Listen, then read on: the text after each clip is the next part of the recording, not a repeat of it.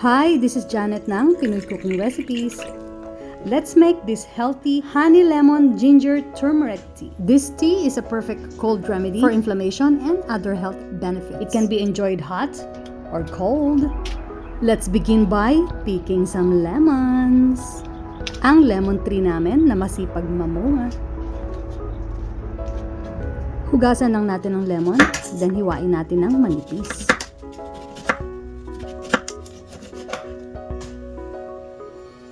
Make sure to remove the seeds.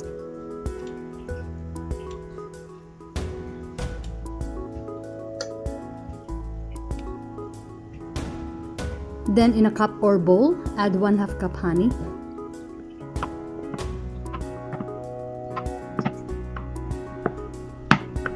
Next, add 2 tablespoons turmeric powder.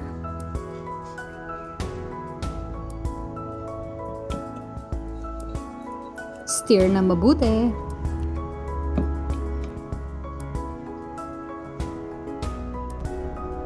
Then add nyo ang lemon na hiniwa nyo kanina.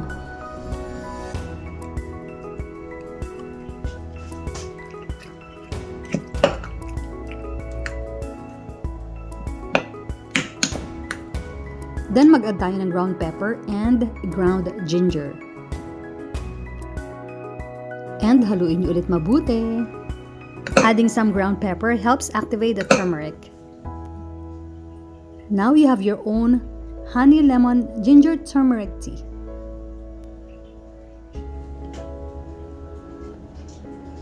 To enjoy, combine lang natin ang 2 to 3 tablespoon mixture and hot water.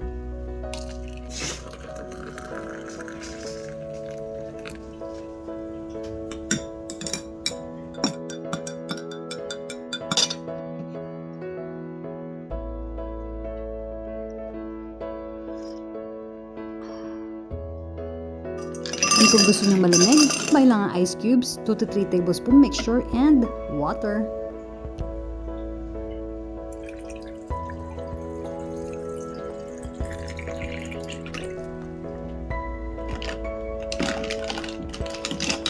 This is so good and very refreshing. You should try it.